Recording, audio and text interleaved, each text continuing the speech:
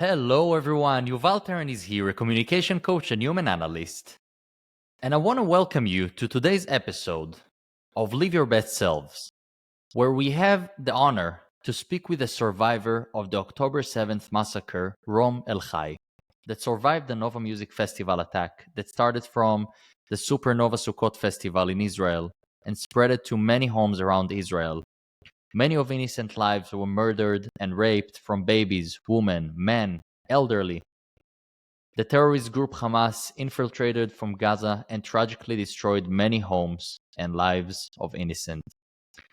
Our guests today will share their personal story of survival. So I want you to maybe present yourself a little bit so we can get to know you a little bit better. Where are you from in Israel, and a little bit background about you, and then we will delve into your personal story of survival. Rome, thank you for being with us.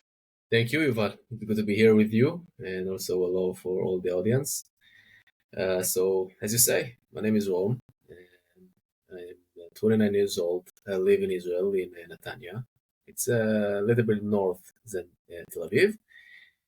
Um, yeah, and I was at the Nova Festival, the famous festival, I think, in the world right now.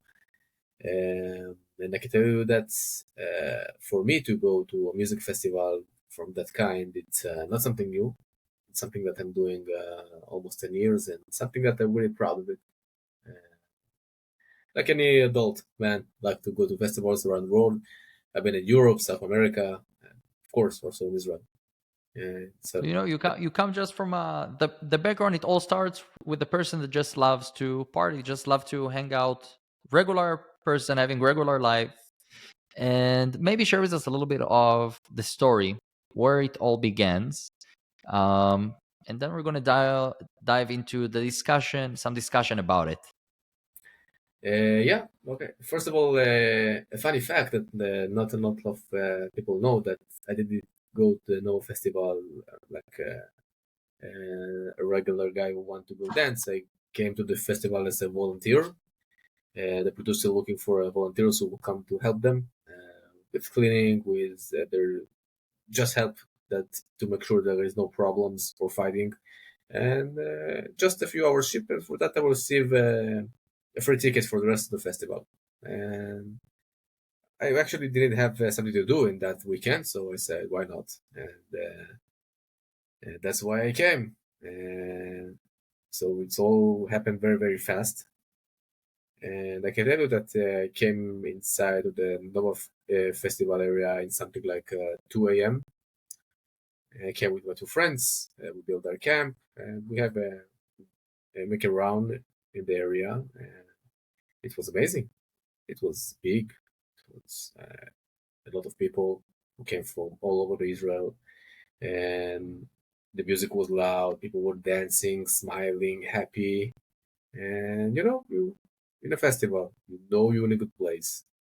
It's not something new for me. Music festivals, and it's look very regular, very big, very loud, very nice, and it feel great. It feel amazing.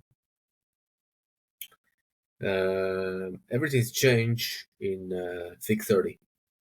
I'm in the middle of the dance floor, in the dance floor, and I was dancing. I was with my friends, and suddenly I just looking at the sky, and I saw missiles exploding, and there was many of them, and they was very close to us. In that point, I told my friend, "Oh no, they're gonna close the party." That was my only concern that in that point because it's sad to say, but for us, for Israelis, it's not something new. Missiles from Gaza, but it was, of course, it was scary because you're in the middle of the forest in open space, and a lot of people crying and screaming and afraid in that moment. It was strange, but I was still cool. And we decided, me and my friends, okay, let's take our stuff and start to move on. We still thought, okay, just a missiles attack. We take our car. We know what to do in those situations. A few hours, we're gonna be home, and everything will continue.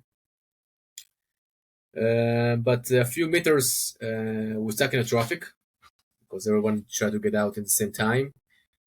And suddenly I saw a red car coming from the right side and just crushed in three cars that was in front of us.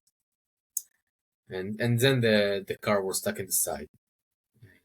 I thought maybe the driver was drunk, maybe took drugs, maybe had a panic attack. It was very strange. But then one guy opened the driver door, and I remember I saw a woman falling to the floor, and the whole body was full of blood. And the guy who opened the door just screamed there, she was shot, help someone, she was shot. And at that point, I understand, okay, it's different. It's not just a missiles attack. Maybe there is a terrorist in the area. So I told my friend, this is the right moment. Take the round and just get us out of here. And again, we try to move on with our car and stuck again in the traffic.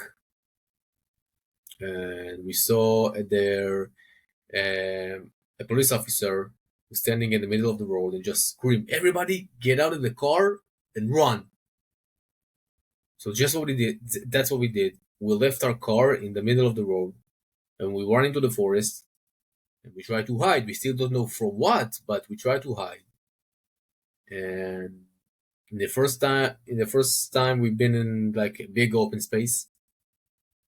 There was no lot of place to hide, not a lot of trees, and we just stand there, try to think what to do, and suddenly you heard a massive gunfire all over the area. Gunfire, RPGs, bombs everywhere, and we didn't saw the terrorists in our own eyes, but it was very loud, very close. So I saw two cars that park one by our nearby side, and I told my friend maybe it's a good place to hide. It was something like 8:30, and I started to get a phone call from my family because that event is already in the news. And I remember I saw a phone call from my mother. Think of yourself, you should answer, you should not answer. Finally, I decided I was gonna answer because maybe she will think I'm dead or something. I have to answer her. So I answered her and just I told her, "Hey, mom, how's it going?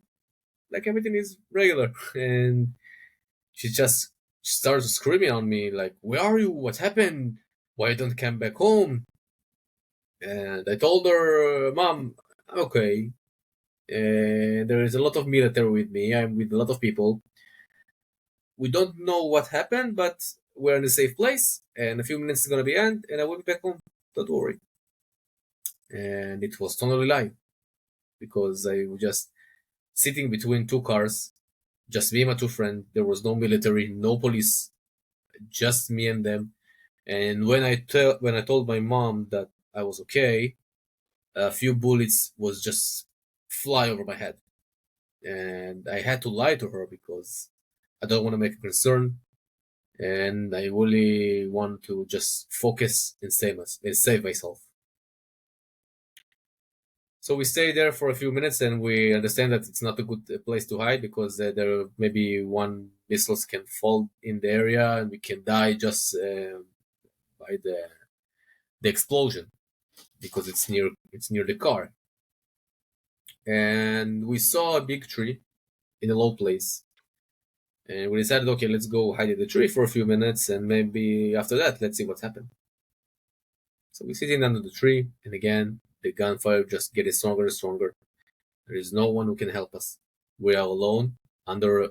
It's not even a tree; it's like a small bush, but we're hiding there with our head in the ground, and we just pray for our life and waiting. And I remember I heard someone died, not with me, but a hiding spot next to me.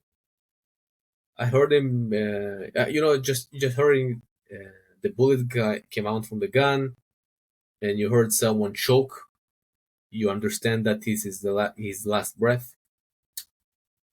and after I heard him died, I heard a lot of celebration scream. They just screamed there, Allahu Akbar, and there was gunfire all over the area, and they were happy. It felt like it's a birthday party. So I understand in that moment that they are very, very close, and there is no one who can save us. So we've been hiding there under the tree something like hour and a half with no water, and then we heard that the gunfire just get weaker. We decided, okay, let's go out and let's see what happened. And we saw all the area was just burning, dark smoke everywhere. It was a very scary moment. We understand that we can't go back to our car again. So we decided, okay, what now? And we're thinking, and we decided, let's go only to the east side. Just try to get far away as we can from the Gaza border and the Nova area. And we're walking. We try not to run, walk in a low place, hiding where there is a lot of gunfire, and we're just moving from hiding spot to hiding spot until we're gonna find someone who can help us. And we found a group of people. They sitting in a hiding spot. We sitting with them. We try to know them, and one of the guy there asked us a question, and I also can ask the audience the same question, and you can answer to yourself. What do you prefer, to be killed or to be kidnapped? And I can tell you that everybody had the same answer. Of course, to be killed. Who want to be hostage in a place like that? We sitting there like something like half an hour. We heard in steps. We decided we have to run away. So we're running to the east side. We don't know where. And with us there was one girl that ran away from the festival without her shoes on. She got injured in her leg. All her leg was full of blood from the thorns from the forest. And we're sitting with her because we can't run away with her anymore, but we can also leave her. And suddenly we saw a car. In the car there was a military guy, and we came for him when we told them, please get us out of here. So he told us that he doesn't go to a safety place, but you can call to the police and send them the location. There's someone who can help us. But he took with him the injured girl and take her to a safe place. So we called the police, and the police officer just answered and told us, you're from the festival? Told him yes. And this is your location? Yes. And he's thinking, and he said, okay, there is many forces who can help you there. Pray for your life. That was his answer. And we understand that we are alone and no one is here to save us.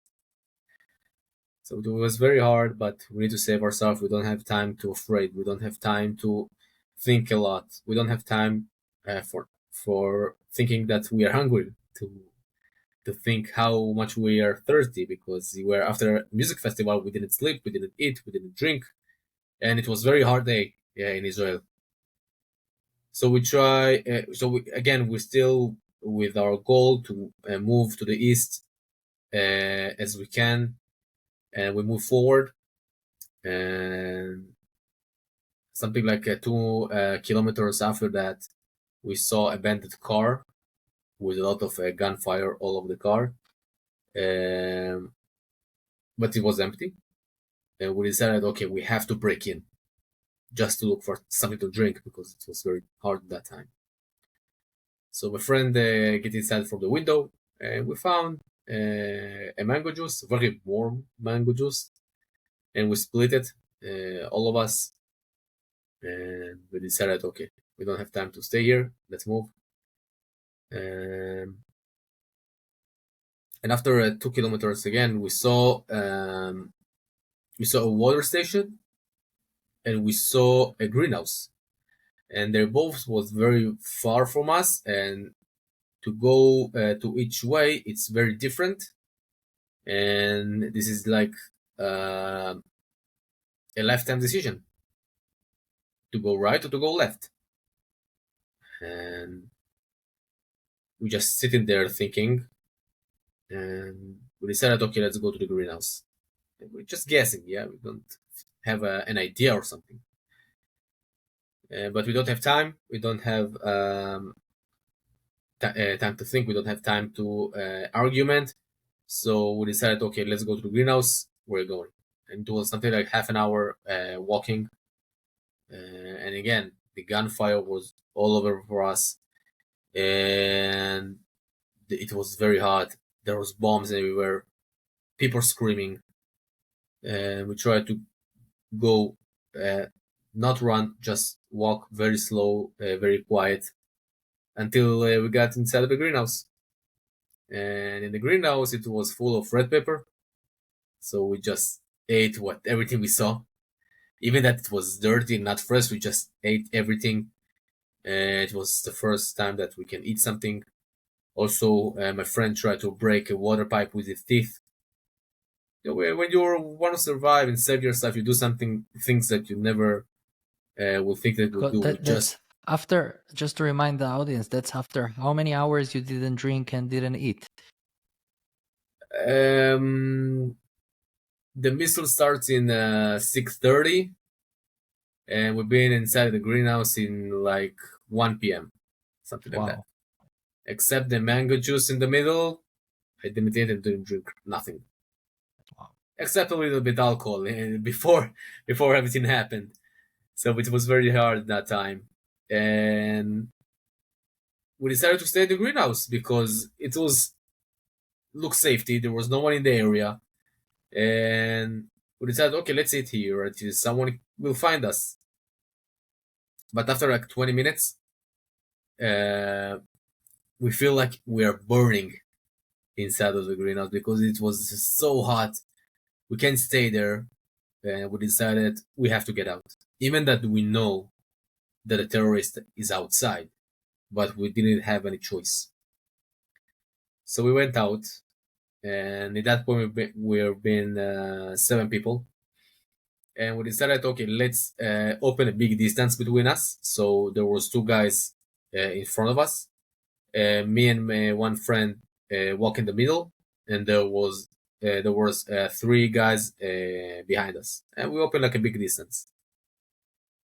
And I saw a big tree, and I told my friend, let's walk behind the tree, but we can't see what is over the tree, but also the people who is over the tree can see us.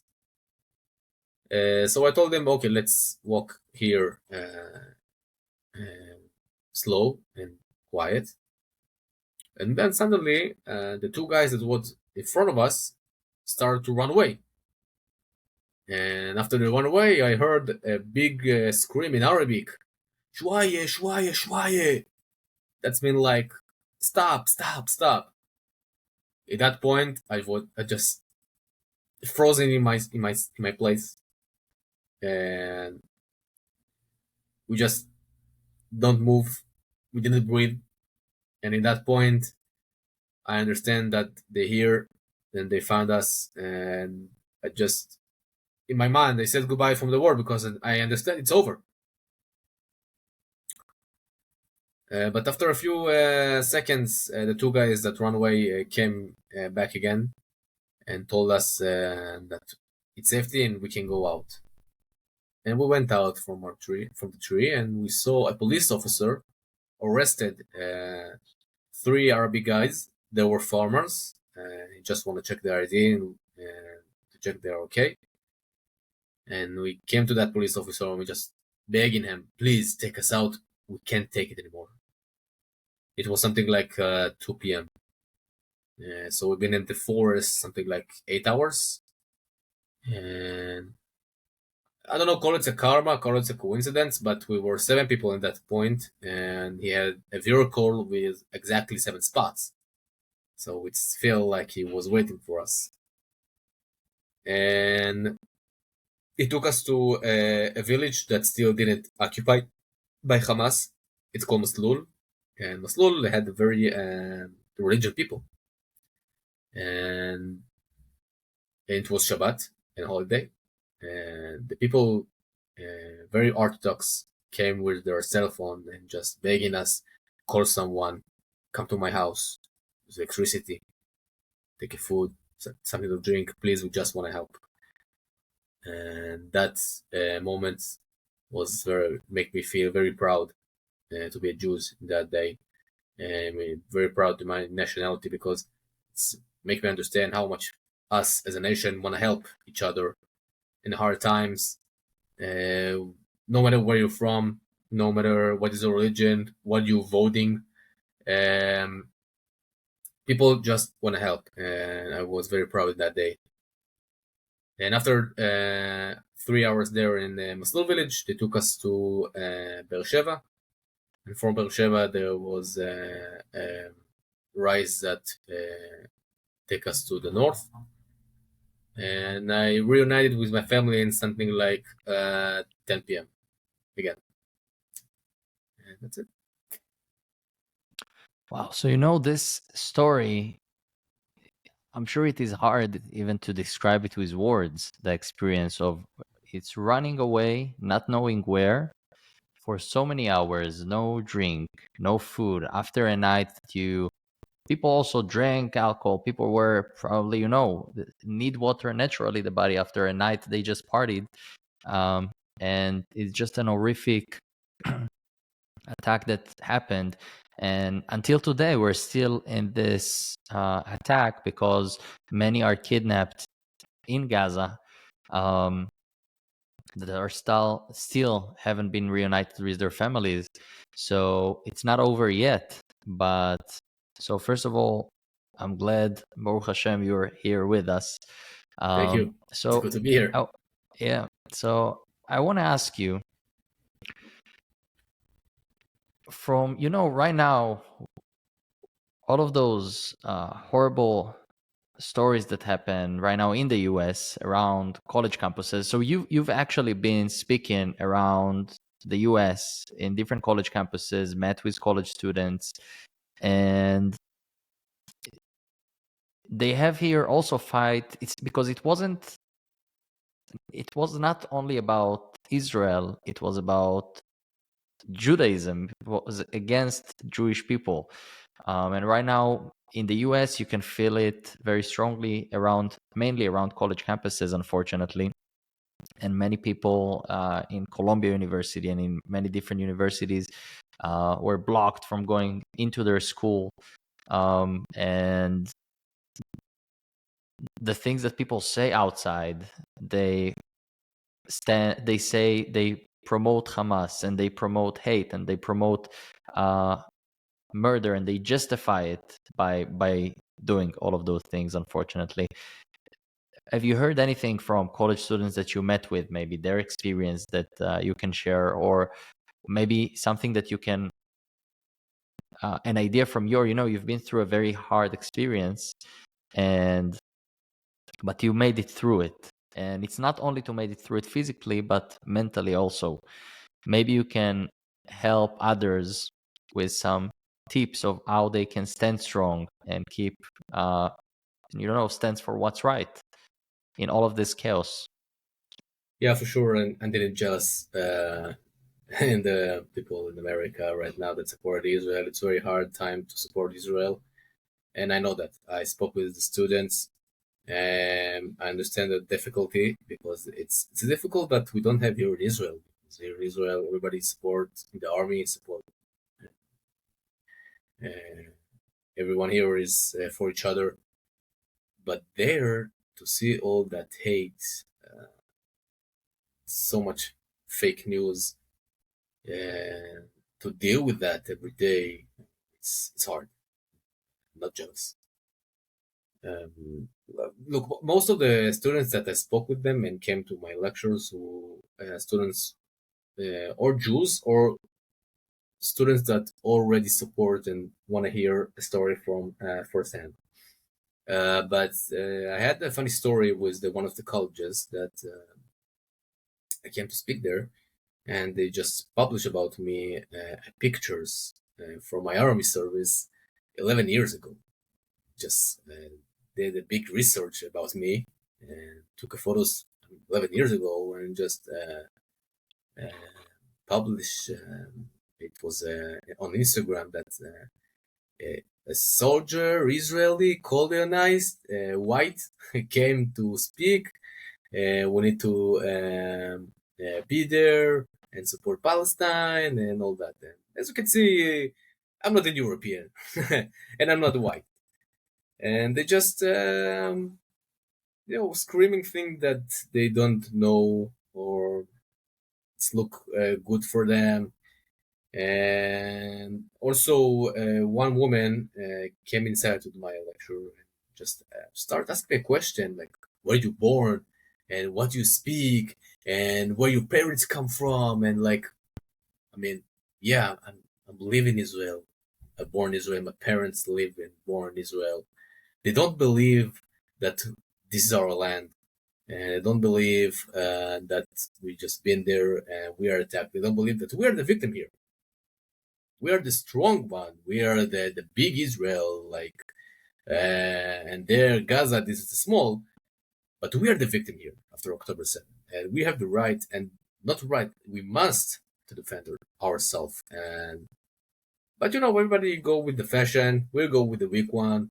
We love them no matter what they say You, because he's the weak, and we want them to see how we beat the big.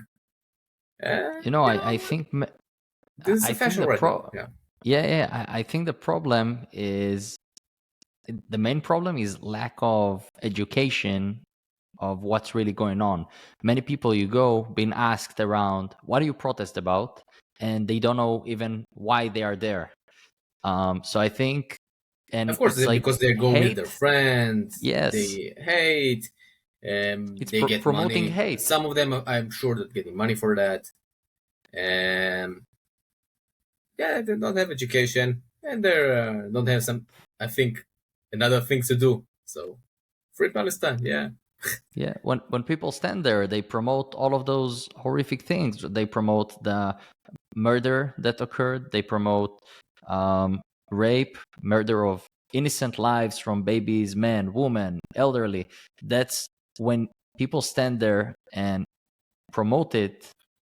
That's what they promote. And some uh, I want to believe that it's a lack of education and it's a trend, but many also know what it is and they still promote it. So it's something that not bothers also only Israel. It's something that should bother all over the world, from uh, people giving justification from just murder and all of those inappropriate behaviors that harm people.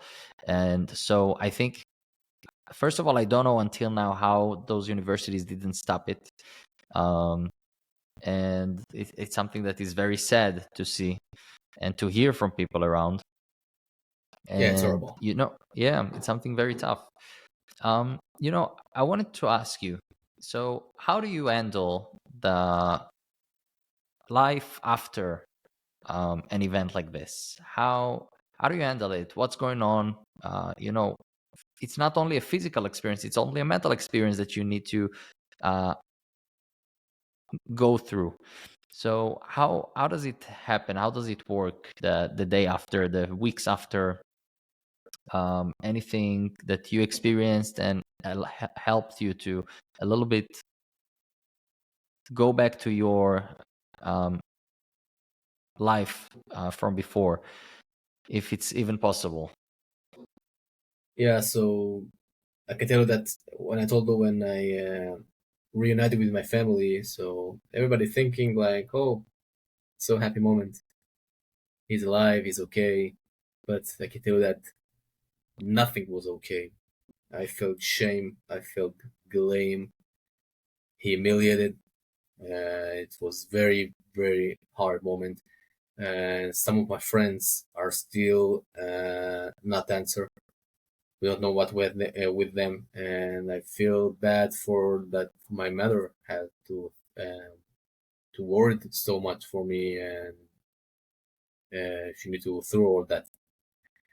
And the first day, of course, was hard. I didn't get out of my house. I always watch the news, and it was a big depression all over the country. A few days actually, very good people with a very good heart, open and unique and special places for us, for the survivor from the Nova. They bring psychologic, massage therapist, a famous singer, and they for in one place to one place and just for us. And it was amazing because you had a therapy, you reunited again with the people that you run away with them. You know a lot of people that be with you in the same situation. You heard their stories. You're learning. You're connecting. You met a lot of people, and it was amazing. It was amazing. It was very, very hard for my personal recovery, and I get a lot and receive a lot, and everybody want to hug and to listen to you, and it felt great. Actually, a few weeks after that, I feel amazing. You're unique. You're special. You're a survivor. You're a hero. Everybody want to give you, want to listen to you. You feel amazing. I'm not gonna lie. I felt in that day amazing, like one of the best time in my life. People just want to hug you. But after a few weeks, I felt a big depression again, and depression came with a big question, like, okay, so why I survive? Why I here? Why I'm? Why I save myself and my friends not? And what now? Okay, I survived a big thing, so what I should do with my life? And then came depression again because I didn't have an answer for that. And I decided, okay, to get the therapy and to have a massage every day, it's not enough. You can't live like that. And I decided that I want to do something back. I want to give. I want to bring value. And I heard about a amazing organization called the Faces of October 7, who bring survivors like me to traveling around the U.S. and spoke with Jewish communities, churches, and college campuses, and just told them my story, and to give the students and the people an opportunity to see someone who actually been there, and to give them an opportunity to ask a question, and to be given the proof for what's really happened there. And after my few tours, felt like I'm doing something good. I can sleep again like a normal guy, and yeah, it feels amazing to inspire people, to meet new people, and also it was my first time in the US, so it was very nice travel. But I think this is the secret. And when you have hard time or a very bad situation happen to you, you need those two things. You need to you need to receive, and to learn how to receive. It's not easy. And when you feel good, and when you like feel you're getting all the things that you need, after that, try to give back. Try to do something good with that. What can I learn from that? What I can do that to learn into or expanding something someone else. So you need those two things also to get and also to give. And I think this is a secret, and this is a lesson that I will take for the rest of my life. It was very helpful for my recovery, and helped me to sleep again. It helped me to eat. It helped me to know that I'm doing something good, and it was answer. It have an answer for my questions. So it's hard time. It's still a hard time, but we try our best. Yeah, that's for sure. Wow. So you've been through so much, in such a short time.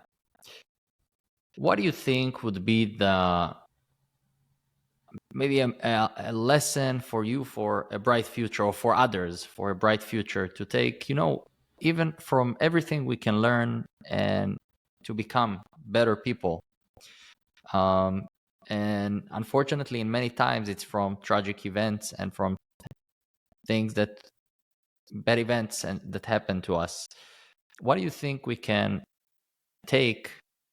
People can take, the listeners can take from this conversation and from all of those things that happened and still happen right now, for their future, to make our life here on this earth, better for all of us. Yeah, so it is our question. What they can take here from us. First of all, to understand that life can be very dynamic. And I can give you all the cliche, like there, we only live once. There, we need to do something that we like and try to be a good people. But also, after you heard those stories, you need to understand that you don't need to wait that you'll be almost died to something that you born to do, something that you need to do and don't need to wait, because one day you're here and one day you're in another place. Like uh, the hostages in Gaza just came to have a good time, have a party, and then they found themselves hostages hurting in a place that's really worse than hell. So um, live your life and understand that here just we're just here for a time. And also, as I said before, there is something hard for you or a bad time for you, and maybe you throw like a very big trauma. Learn how to learn to how call help, learn to how to receive love, because it's hard. It's not always easy to get all that thing, and but you need to learn how to do that, and also think how you can give back. You need to also to get and to give back, and I think this is the secret for a happy life. Oh, I think it's very important, and people, it's important for all of us to remember always stand for what's right and don't let all of those voices of hatred that run around to spread and control us and our life, but to stand strong, bring the light into the world, same as you do, as you share your story and educate more people about what's going on, and which Thank is you. I try my amazing. best. Thank you very Yeah, much, Yuval. you're doing an amazing job, and you share and educate more people, and you bring the light in your own way. So each one of us need to find how we can bring our own light into the world and stand for what's right and unite people instead of separate. That's right. So, Rom, I want to thank you so much for being with us today at the show, sharing your personal story, your insights. And I wish, that all of our hostages will come back home safe, and that people all around the US that experience anti-Semitism and all of those, the hate that's going on right now, that we will change it into peace and love and get united instead of separated, and that everyone will be safe and back in their homes and their family. So thank you so much. I Thank you, Yuval. appreciate Thank your you for time. your for the amazing process. Thank you for your show, and we're wishing that all our hostages will get back home very very soon. And I think it's obvious, but we will dance again, and that's a promise. Thank you very Yes. much, Yuval. Amen.